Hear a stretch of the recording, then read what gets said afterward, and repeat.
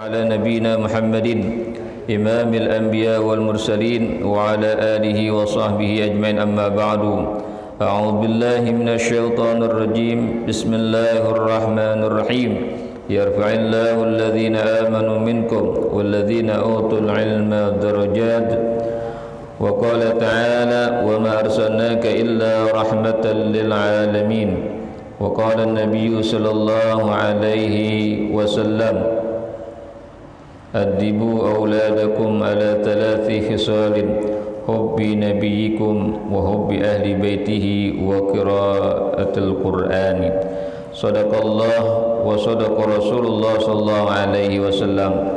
Hadirin jamaah yang berbahagia, puji syukur kita panjatkan ke hadrat Allah Subhanahu wa taala. Salawat dan salam tak lupa kita sampaikan kepada junjungan kita Nabi besar Muhammad sallallahu alaihi wasallam. Marilah kita baca materi bahan kajian pada malam ini. Bismillahirrahmanirrahim.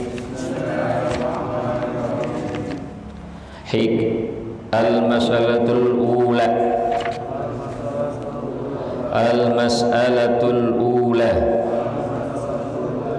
Hikayatul ijma'i ala qatlis sabbi innaman sabban nabiyya sallallahu alaihi wasallam min muslimin aw kafirin fa innahu yajibu qatluhu hadha madhhabu alaihi ammatu ahlil ilmi. Qala Ibnul Mundhiri ajma'a awamu ahlil ilmi ala anna hadda man sabban nabiyya sallallahu alaihi wasallam al-qatlu wa mimman qalahu Malikun wal Laitsu wa Ahmadu wa Ishaqu wa huwa madhhabu Syafi'i.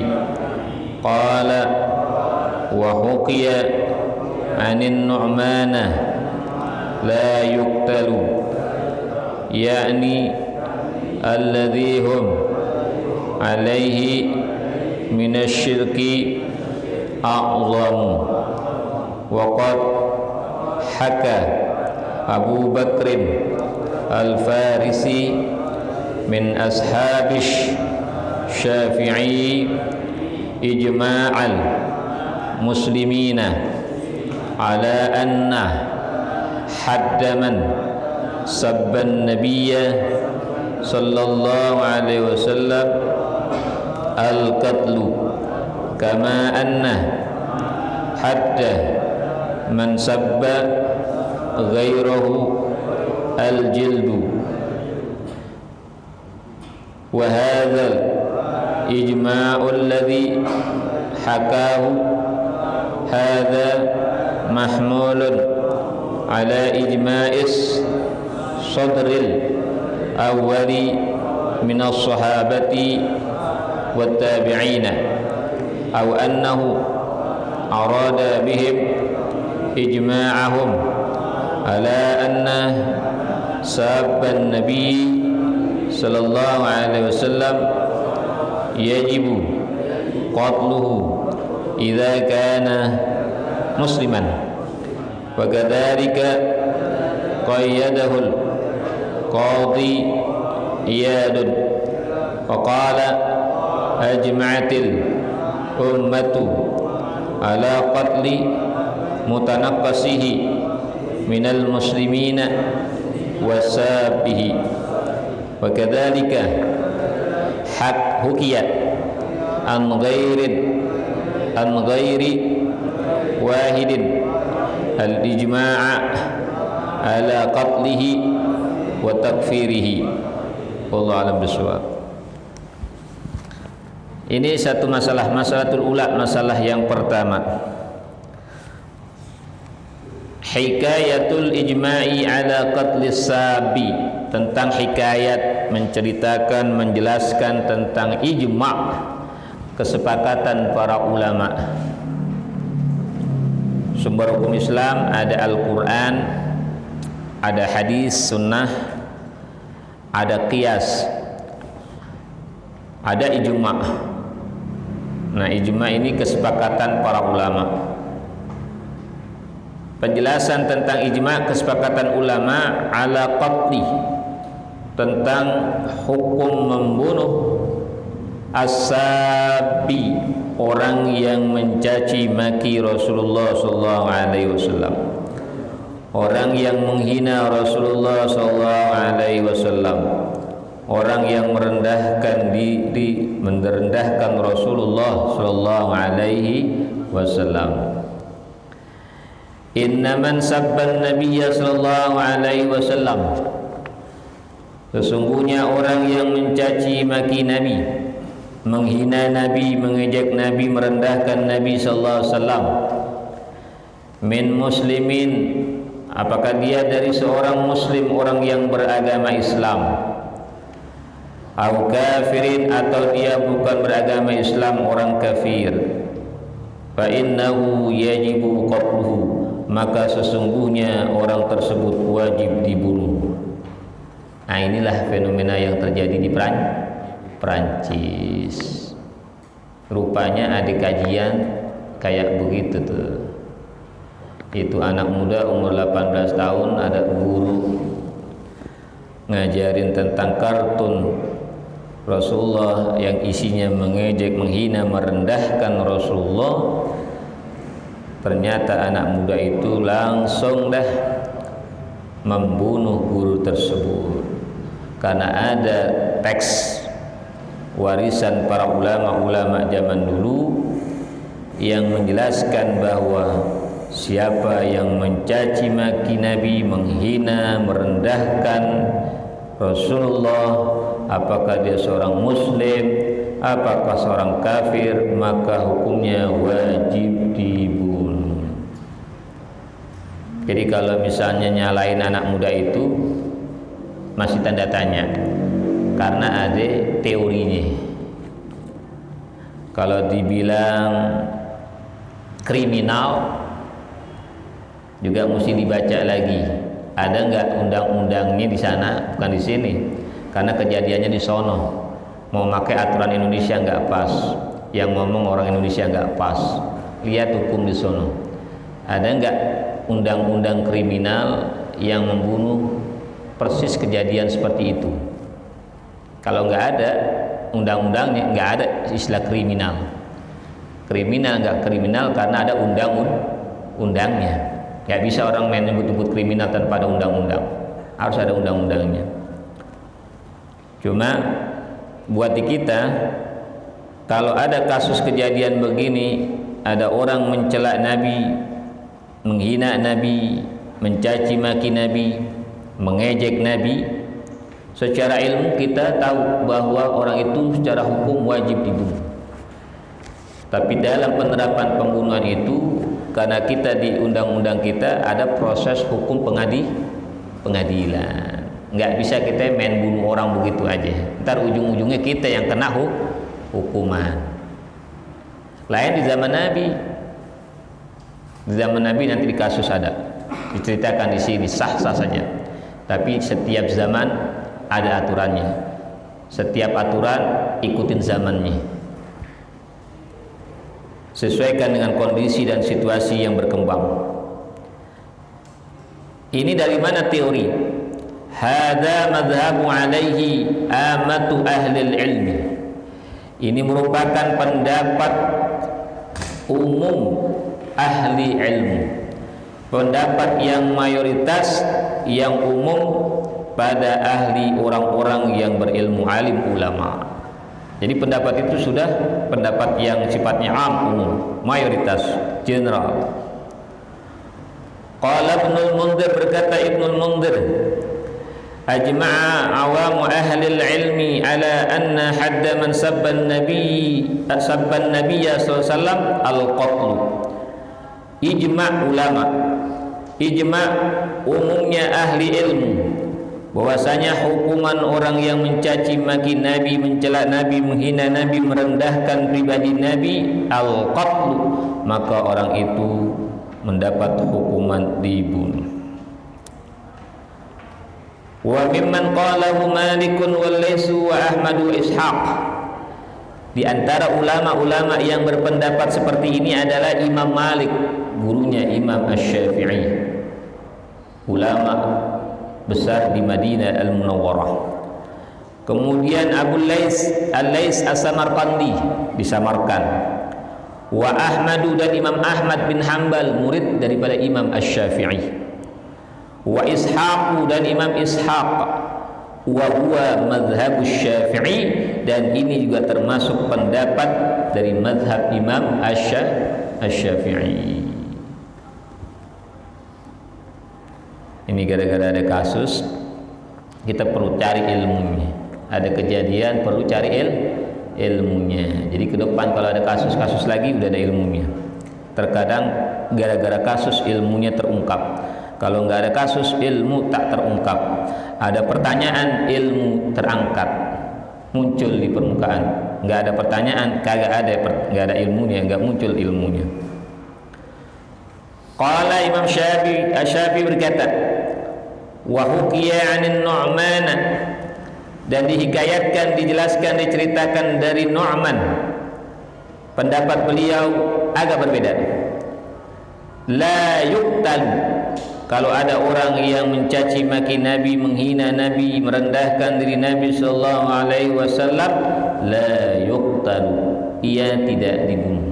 Berarti ada perbedaan pendapat di sini dalam hukum fikih yang disebut dengan ikhtilaf, tetapi mayoritas ulama mengatakan hukumnya dibunuh. Makanya ada terobosan usulan sumber hukum Islam itu tidak cukup Al-Quran dan hadis, tetapi tambah politik. Karena sekarang nggak cukup dengan Al-Quran dan hadis. Al-Quran dan hadis tidak bisa dimanfaatkan, tidak bisa diterapkan manakala tidak ada dukungan politik. Paham gak tuh? Al-Quran nggak bisa ada hukum potong tangan, nggak bisa terapin. Ada potong jilid cambuk, nggak bisa diterapin. Mesti ada politik, masuk melalui politik, dibahas di parlemen, dibahas di MPR, DPR sana. Itu politik namanya. Kalau di sana dibahas dan itu sah, disahkan, barulah Al-Quran dan hadis akan berjalan. Maka sumber hukum nggak cukup dengan Al-Quran dan hadis, karena Al-Quran dan hadis tidak terlaksana apabila tidak ada dukungan politik. Maka umat Islam wajib berpolitik agar Al-Quran dan Sunnah bisa hidup di Indonesia. Itu. Sementara ini yang bisa masuk di Indonesia hukum Al-Quran dan hadis berkaitan dengan keluarga, pernikahan, talak, cerai, itu hukumnya Al-Quran. Cuman sampai situ doang. Padahal Islam bukan urusan rumah tangga, urusan politik, urusan ekonomi, urusan pemerintahan, dan urusan-urusan yang lain. Seluruh aktivitas kehidupan manusia mukmin itu ada aturannya, tidak keluar dari Al-Quran dan hadis. Tinggal orangnya berjuang atau tidak, berusaha atau tidak. Karena Nabi zaman dulu ada usahanya, nggak nunggu suasana, tapi berjuang, berbuat, sehingga bisa diterapkan di zaman Rasulullah dan zaman sahabat. Makanya kalau udah bicara politik, ingatnya bagaimana Al-Quran bisa menjadi rahmat bagi seluruh alam. Sekarang Amerika tuh ya, Amerika pemilihan presiden, si Biden, orang Amerika, tumben calon presiden ngomong, man ro'a minkum munkaron falyughayyirhu biyadihi. Nah, mulai itu ketularan juga kan akhirnya ngomong begitu, cuman pakai bahasa Inggris, bahasa dia dah. Ya, tapi isinya pakai hadis Nabi, man ra'a minkum munkaran falyughayyirhu biyadihi, fa in lam yastati fa bilisani, fa in lam yastati fa biqalbi. Bingung tuh orang-orang Islam sono, tumben nih gini hari ada presiden Amerika pakai hadis Nabi sallallahu alaihi wasallam. Jadi kalau Islam ditampilkan sebagai rahmat, maka manusia akan terima. Tapi kalau Islam dijadikan sesuatu yang menyeramkan, orang udah pada ketakutan duluan. Jangankan orang luar, orang dalamnya sendiri ketakutan. Makanya jalannya rahmat. Nabi diturunkan, wa ma arsalnaka illa rahmatan lil alamin. Mesti pakai strategi, jangan kekerasan. Kemudian waqala, yakni alladhi hum alaihi minasyirki a'zam, karena di antara mereka ada yang berbuat syirik, dan yang namanya syirik itu dosanya lebih besar daripada mencela Nabi. Maka kata Nu'man bin Sabit, itu Imam Abu Hanifah menyela, mencaci maki Nabi, merendahkan diri Nabi, tidak dibunuh. Karena ada dosa yang lebih besar dari itu, yaitu dosa syirik.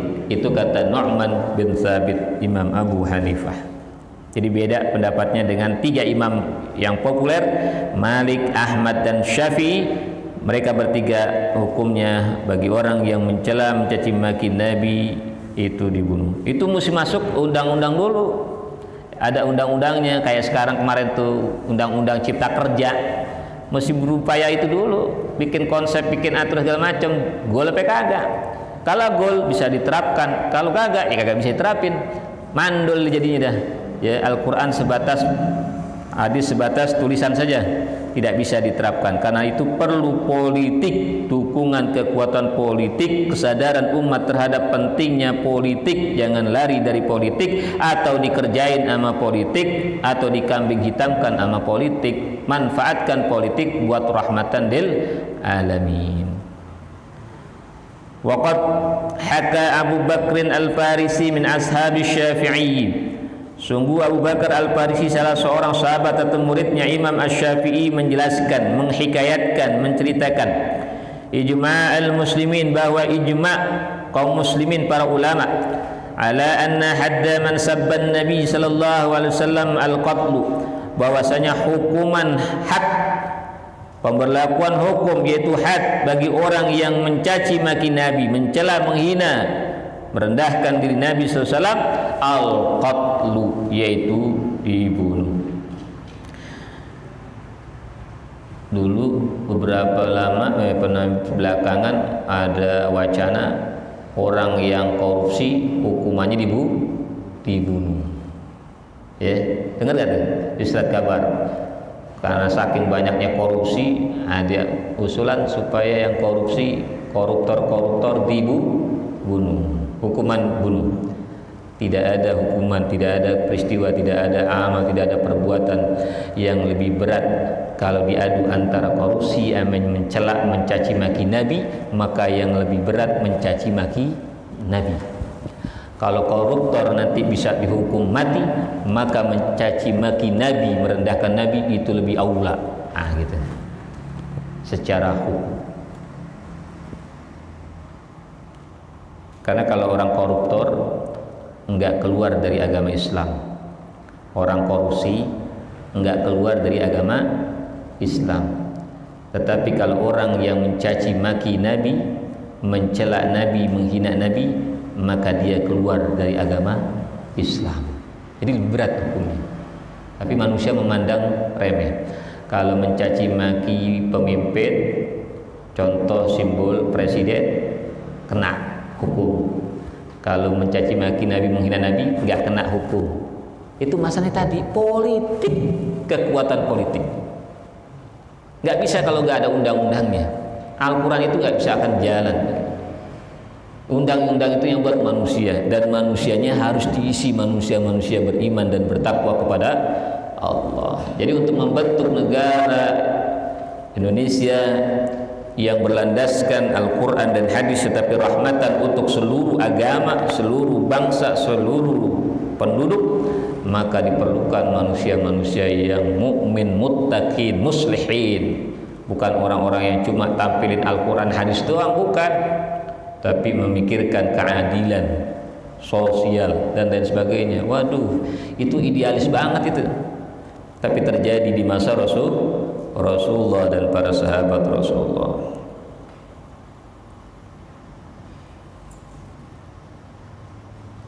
Kemudian kama anna hadda man sabba ghairahu al-jildu, sebagaimana hukuman orang yang mencela, mencaci maki, merendahkan orang lain selain Nabi, maka hukumnya al-jildu, yaitu dicambuk.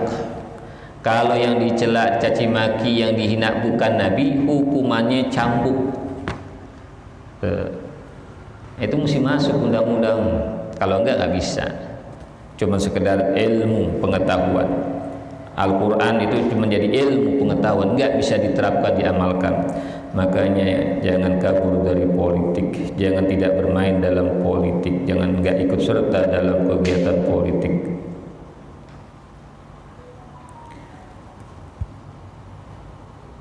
Wa hadzal ijma' alladhi hakahu hadha mahmulun ala ijma'i sadr al-awwal min as-sahabah wat tabi'in. Ijma' ini yang telah dijelaskan tadi itu bisa dipahami ihtimal bahwasanya ijma'nya terjadi pada masa awal dari sahabat-sahabat Rasulullah dan masa tabi'in. Jadi di masa sahabat, di masa tabi'in, hukum membunuh orang yang mencaci maki Nabi, mencela Nabi, menghina Nabi, merendahkan Nabi, itu hukumnya dibunuh, berlaku ijma'nya pada saat sadril awal kehidupan daripada sahabat Rasulullah dan tabi'in. Aw annahu arada bihim ijma'ahum ala anna sabban Nabi sallallahu alaihi wasallam yajibu qatluhu idza kana musliman. Atau maksud dari keterangan tersebut adalah ijma'nya para ulama terhadap orang yang mencaci maki Nabi, mencela Nabi, menghina Nabi, merendahkan Nabi, lalu wajib dibunuh apabila dia orang muslim.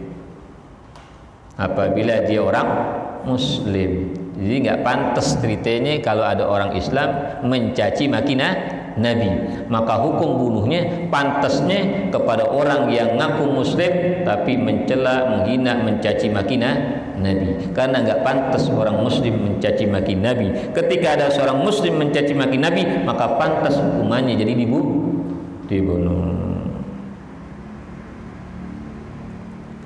Jadi mesti cari bandingannya ketika bicara masalah ini. Wah, serem banget pakai dibunuh orang mencela Nabi. Ya kasus kemarin aja yang tadi saya angkat tentang korupsi, koruptor wajib dibunuh supaya kelar, nggak ada, biar jerak, nggak ada lagi korupsi. Karena nggak dibunuh, orang nggak takut, nggak jerak, paling berapa tahun penjara, paling pulanginnya berapa rupiah, masih sisa banyak. Mikirnya begitu, dapatnya banyak, kembaliinnya sedikit, penjara sekian tahun, hidup masih lama gitu. Akhirnya nggak habis-habis korupsi koruptor. Tapi kalau hukum dibunuh seperti narkoba yang sudah banyak kan, hukumnya juga mati. Seperti yang kemarin lari dari dari penjara melalui lubang, larinya ke Solokan, itu dari vonis hukum mati. Narkotik hukum mati. Sekalipun itu terjadi pada orang Islam yang berbuat, dia nggak keluar dari agama Islam. Tapi kalau mencela, mencaci maki Nabi, dia keluar dari Islam, lebih berat.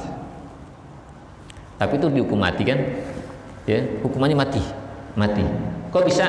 Dia kan dibuat undang-undangnya. Oh, berarti semua hal harus dukungan politik dimasukkan dalam undang-undang, diperjuangkan. Jadi omong kosong kalau orang Islam berprinsip mengamalkan Al-Quran, mengamalkan hadis Rasulullah, tapi tidak berjuang untuk memperjuangkan nilai-nilai itu di parlemen, ngayal namanya. Karena jelas jalannya, pintunya memang itu, nggak bisa seluar detail itu mau bikin sendiri aturan syariat pemberlakuan hukum-hukum, nggak bisa, kena hukum yang ada. Wa qala Imam Ishaq bin Rawaih, berkata Imam Ishaq bin Rawaih, ahadul a'immatil a'lam, salah seorang imam daripada orang-orang yang ulama yang alim. Ajma'al muslimun, sepakat orang-orang Islam yaitu ulama-ulama, ala anna man sabballah, siapa yang mencaci maki Allah, menghina Allah, merendahkan Allah, au sabba rasulahu, atau mencaci maki Rasul, merendahkan Rasul, menghina Rasulullah SAW, au dafa'a syai'an mimma anzalallahu azza wa jalla, atau menolak sedikit pun dari apa yang Allah turunkan, wahyukan kepada para Rasul, kepada Nabi Muhammad SAW, au qatala nabiyyan min anbiya'illah, atau dia membunuh seorang nabi di antara nabi-nabi Allah azza wa jalla, annahu kafirun bidzalika, sesungguhnya dia hukumnya kafir dengan yang demikian. Jadi kalau ada orang Islam mencela, mencaci maki nabi, menghina nabi, jadi kafir. Wa in kana muqirran bi kulli ma anzalallah, sekalipun dia menyatakan yakin, percaya, beriman bi kulli ma anzalallah, terhadap apa yang Allah turunkan, tetap aja dia percaya, beriman, saya percaya, saya muslim, tapi ujung-ujungnya mencaci maki, mencela nabi, mencela Allah, tidak menerima aturan Allah, membunuh nabi yang dilakukan oleh umat-umat sebelum Rasulullah, membunuh nabi, maka hukumnya menjadi kafir bidzalika, dia menjadi kafir dengan sebab yang demikian. Qala Khitabi, la a'lamu ahadan minal muslimina ikhtalafa fi wujubi qatlihi. Berkata Al-Khitabi, aku tidak mengetahui seorang pun di antara kaum muslimin, para ulamanya, ikhtalafa fi wujubi qatlihi, berbeda pendapat di dalam wajibnya hukum membunuh bagi orang yang melakukan perbuatan tersebut. Jadi kata Al-Khattabi, enggak ada satu orang pun yang berbeda pendapat. Tapi di atas sebetulnya sudah disebutkan ada satu yang berbeda, yaitu Nu'man. Kata Nu'man tidak dibunuh. Begitulah cakrawala, keilmuan dalam Islam. Ada seorang yang bilang kagak ada, ternyata ada yang mengatakan ada, karena sesuai dengan kemampuannya, keilmuannya, kepengetahuannya, tahu atau tidak, menguasai apa tidak, ya. Karena manusia tidak ada yang mengetahui secara mutlak, tahu segala-galanya, ya. Enggak ada semua manusia yang begitu, kecuali Rasulullah SAW. Rasulullah SAW aja ngaku, antum a'lam bi umuri dunyakum, ente yang lebih ngerti urusan dunia ente. Nah, berarti Nabi kagak tahu. Jadi sahabat melihat sahabat lagi di pohon tanaman, dia kawinkan pohon yang satu dengan pohon yang lain. Model kita disetek, dikawinkan gitu batang. Nabi nggak ada ilmunya di situ. Antum a'lam bi umuri dunyakum. Nggak semua Nabi mengetahui urusannya dunia, ya. Apalagi manusia biasa, nggak mungkin dia tahu semua, walaupun sudah alim, sudah pinter. Jadi ketika disitulah kita sadar apa yang mau disombongkan, karena ada bagian-bagian kita nggak tahu, kita nggak punya ilmu. Kita menguasai di A, nggak menguasai di B, menguasai di B, nggak menguasai di C, kuasain di C, nggak kuasain di D. Arti ujung-ujungnya kalau nggak dikuasain bodoh-bodoh juga dong. Makanya nggak ada kita kesombongan atas ilmu yang dimiliki. Wa qala Muhammad bin Sahnun, berkata Muhammad bin Sahnun, ajma'al ulama, la ijma' sepakat para ulama, ala anna syataman nabi, sesungguhnya orang yang mencaci maki nabi, wal mutanakkis lahu, dan merendahkan diri Rasulullah sallallahu alaihi wasallam, menghina Rasulullah sallam, kafirun, hukumnya jadi kafir. Wal wa'idu jarin alaihi bi'adabillahi lahu, dan ancaman berlaku buat dia, yaitu dengan azab Allah, siksa Allah yang Allah akan berikan untuknya nanti di hari kiamat. Wa hukmuhu 'indal ummati al-qatlu, dan hukumnya orang yang mencaci maki Nabi, merendahkan diri Nabi adalah di kalangan umat ini adalah dibunuh. Wa man syakka fi kufrihi wa adabihi kufrun. Nah ini lagi ya, apa namanya, teorinya Wa man syakka fi kufrihi, siapa yang ragu kepada kekafiran orang yang mencaci maki Nabi, nggak yakin kalau yang mencaci maki Nabi jadi kafir, nggak yakin gitu, ragu, bimbang, nggak yakin. Wadabihi, dan dia juga ragu kalau orang tersebut nanti akan Allah azab, hukumnya kufur juga. Ya, yang ragu tuh kufur juga. Kufur itu kan iniannya, sifatnya. Kalau kafaro kata kerjanya, orangnya kafir. Kufrun itu masdarnya, sifat, isim, ya, kufrun. Kalau misalnya kafaro itu kata kerjanya, verbnya, bukan nounnya. Kafir, nah itu orangnya, jadi isim fa'il, pelakunya. Kemudian tahrilul qauli fi hukmi sab, penjelasan pendapat tentang hukum yang mencaci maki Nabi. Wa tahrilul qauli fi, dan penjelasan dari pandangan tersebut, an-nasab, bahwasanya orang yang mencela tersebut, in kana musliman, jika dia seorang muslim, fa innahu yakfuru, maka sungguh dia menjadi kafir. Wa yuqtalu, dan ia dibunuh bi ghairi khilaf, tanpa ada perbedaan pendapat kalangan ulama. Wa huwa madhhabul la'immatil arba'ah wa ghairuhum, inilah mazhab pendapat imam yang empat dan selain imam yang empat. Imam yang empat, Imam Hanafi, Imam Malik, Imam Ahmad, Imam Syafi'i, dan Imam Ahmad bin Hanbal. Itu imam yang empat dan yang selain yang empat. Wa qad taqaddama mimman hakal ijma'a ala anna dzalika, sungguh telah terdahulu di antara orang yang menjelaskan bahwa ijma' atas yang demikian, seperti Ishaq bin Rawaih wa ghairuhu, dan selainnya. Wa in kana dhimmiyan, kalau dia adalah orang kafir zimmi, fa innahu yuqtalu aidon, maka dia dibunuh juga. Kafir zimmi, orang di luar Islam, hidup di negara Islam, tetapi ia hidup kafir zimmi. Kalau yang memerangi, yang menyerang orang Islam, menyerang agama Islam, itu namanya kafir harbi. Nah, kalau yang begini adalah fi madhhabi Malik wa ahli Madinah, adalah pendapat dari Imam Malik dan ulama-ulama di Madinah. Wa sayati hikayatu al-fadhim, dan kelak akan disampaikan, akan datang penjelasan dari lafaz ungkapan mereka. Wa huwa madhabu Ahmad wa fuqahaul hadis, itu juga pendapat Imam Ahmad bin Hanbal dan para ulama fikih, ulama faqih di bidang hadis. Kemudian nususul Imam Ahmad, penjelasan Imam Ahmad bin Hanbal.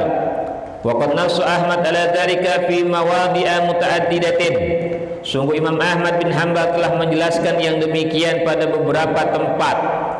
Qala Hanbal, berkata Imam Ahmad bin Hanbal, sami'tu Abu Abdullah, aku pernah mendengar Abu Abdullah yaqulu, berkata, kullu man syataman nabiyya aw tankusuhu, setiap orang yang mencaci maki Nabi sallallahu alaihi wasallam, aw tunkisuhu, atau merendahkan diri Nabi sallallahu alaihi wasallam, musliman kana aw kafiran, apakah dia orang Islam atau orang kafir, fa alaihil qatlu, maka ia wajib dibunuh.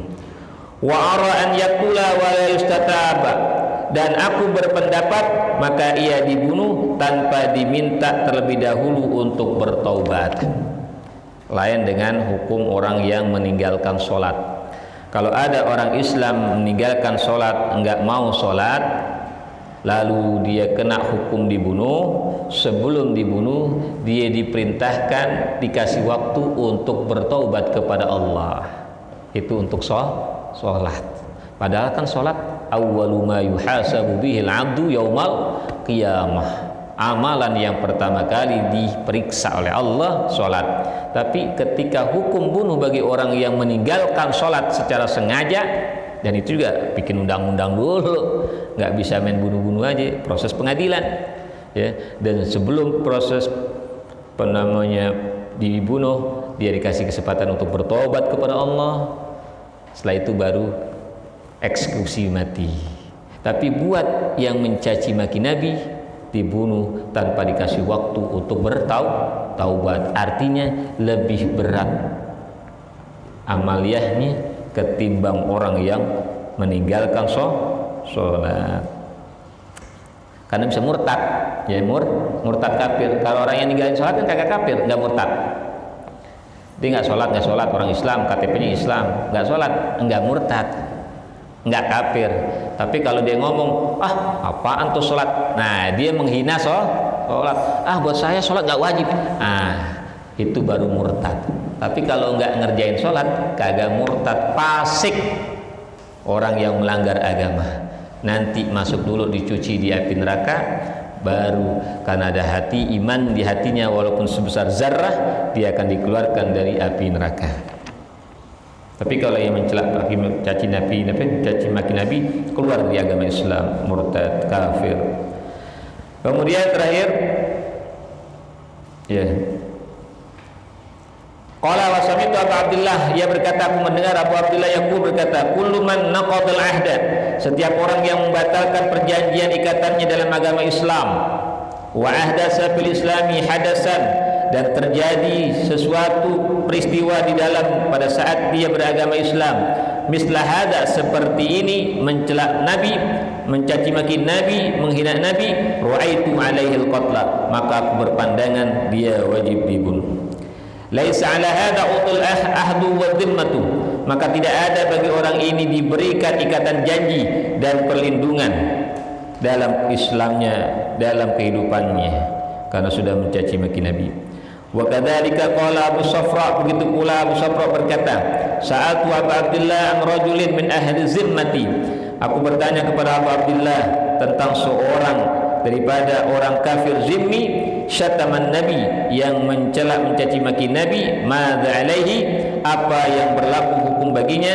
Qala idza qamatil bayyinatu alaihi yuqtalu min syatmin Nabi sallallahu alaihi wasallam. Apabila bukti sudah nyata, buktinya ada, saksinya ada, maka orang yang kafir zimmi, yang mencela Nabi dibunuh. Apalagi orang Islam, musliman kana au kafiran, apakah dia seorang Islam atau orang kafir. Rawahu al-Khilal, keduanya diriwayatkan oleh al-Khilal. Wa qala fi riwayat Abdullah wa Abi Thalib, dan berkata di dalam riwayat Abdullah dan Abi Thalib, wa qad su'ila, sungguh telah ditanya Abdullah dan Abi Thalib, pernah ditanya an syatmin Nabi, tentang mencaci maki Nabi. Qala yuqtalu, maka hukumnya adalah dibunuh. Qila lahu, ditanya lagi kepada dia, fihi ahadis, emangnya ada hadisnya? Main bunuh-bunuh orang aja gitu kan, emang ada hadisnya, ada dalilnya? Qala na'am, ya, ahadis, ada hadis-hadisnya. Minha, di antara hadisnya adalah hadithul a'mal ladzi qatala al-mar'ata, hadis tentang kejadian seorang buta. Ada orang buta di zamannya Rasulullah SAW, qatala al-mar'ata, dia membunuh seorang wanita. Nah, ini kejadian yang kayak Prancis nih. Jadi orang per orang, mesti kalau zaman kita ahsannya dengan hukum perlindungan, bukan hukum pengadilan, bukan orang per orang. Tapi zaman Rasulullah itu berlaku perorangan. Orang buta melakukan seperti itu. Qala sami'tuha, kata si orang buta, aku mendengar wanita itu tasdumun Nabi, mencaci maki Nabi. Jadi zaman Rasulullah ada orang buta mendengar seorang wanita mencaci maki Nabi, itu wanita dibunuh. Wa hadis Husain an Ibn Umar, begitu juga hadis Husain bahwasanya Ibnu Umar, Abdullah bin Umar anaknya Umar bin Khattab, qala berkata, man syataman Nabi, siapa yang mencaci maki Nabi, qutila, maka ia dibunuh. Wa kana Umar bin Abdul Aziz, begitu juga Umar bin Abdul Aziz, seorang khalifah yang bijaksana, yang adil. Ketika ia ada di rumah, di tempat tinggal pemerintahannya, anaknya pengen ngobrol urusan rumah tangga, urusan pribadi, urusan keluarga, matiin lampu, karena ini lampu negara, jangan sampai dipergunakan untuk kepentingan pribadi dan keluarga. Itu Umar bin Abdul Aziz. Tapi Umar bin Abdul Aziz untuk masalah ini berkata, yuqtal, orang yang mencaci maki Nabi dibunuh. Wa dzalika annahu man syatama Nabi sallallahu alaihi wasallam fa huwa murtaddun 'anil Islam. Yang demikian juga bahwasanya orang yang mencaci Nabi sallallahu alaihi wasallam maka dia keluar murtad dari agama Islam. Kenapa? Wala yastumu muslim wala yastumu muslimun Nabi sallallahu alaihi wasallam, karena tidak patut seorang muslim mencaci maki Nabi Muhammad sallallahu alaihi wasallam. Zad Abdullah menambahkan, sa'altu abi amman syataman nabi, aku bertanya kepada ayahku tentang orang yang mencaci maki Nabi, yustatabu, apakah dikasih kesempatan dia untuk bertobat? Qala, ia berkata, qad wajaba alaihi al-qatlu, wajib orang itu dibunuh, wala yustatabu, tidak perlu dikasih kesempatan bertaubat karena dianggap sudah murtad keluar dari Islam. Kemudian lianna Khalid bin Walid, seorang sahabat Nabi yang bernama Khalid bin Walid, singa padang pasir, qatala rajulan syataman Nabi wa lam yastatibuhu, dia membunuh seorang yang mencaci maki Nabi dan dia tidak memberikan kesempatan bertaubat kepada Allah. Jadi banyak sahabat-sahabat Nabi model orang anak muda kemarin di Perancis, main hantem aja udah ya.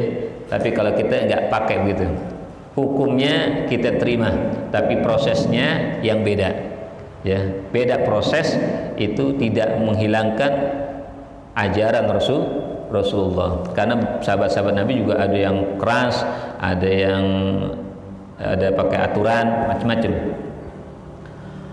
Kemudian ya, rawahu Abu Bakr bin Syafi, keduanya diriwayatkan oleh Abu Bakar di dalam kitab Asy-Syafi.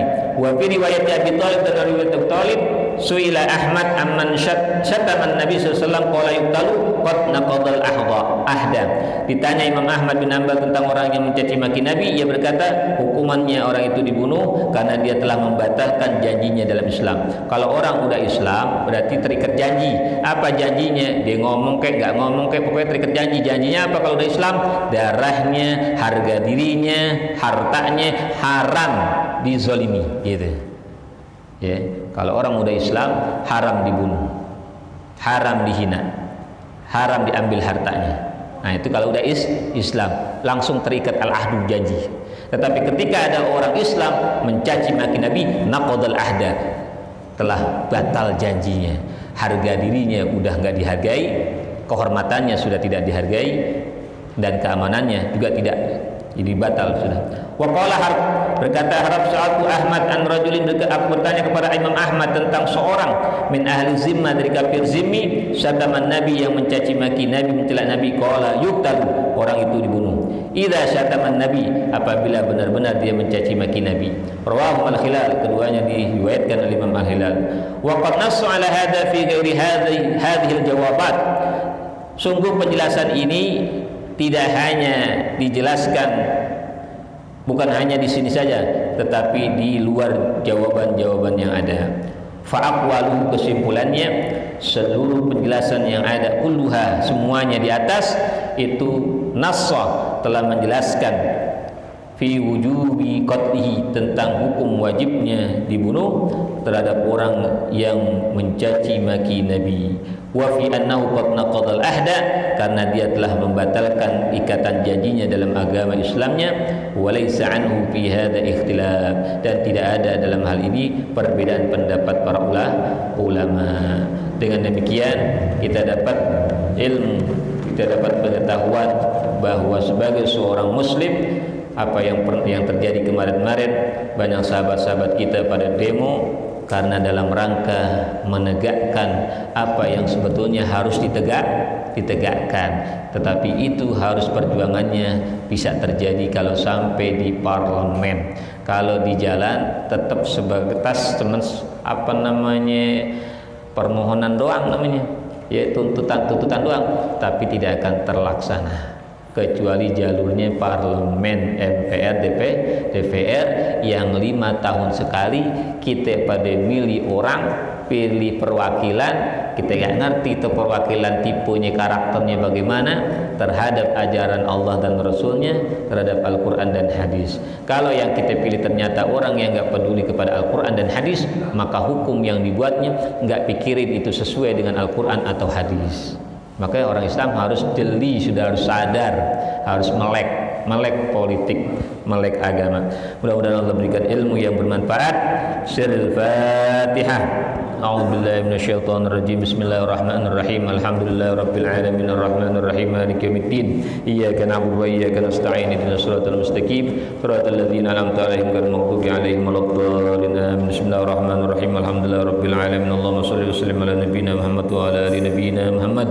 Allahumma ij'alna wa dhurriyatana wa ahlana wa auladana wa banatana wa jama'atana wa talamidana minal ulama'il 'amilin wal aghniya'i syakirin bi rahmatika ya arhamar rahimin ya arhamar rahimin ya arhamar rahimin. Rabbana atina fid dunya hasanah wa fil akhirati hasanah wa qina adzabannar. Sallallahu nabiyana Muhammad wa alihi wasallam. Walhamdulillahirabbil alamin. Assalamualaikum warahmatullahi wabarakatuh.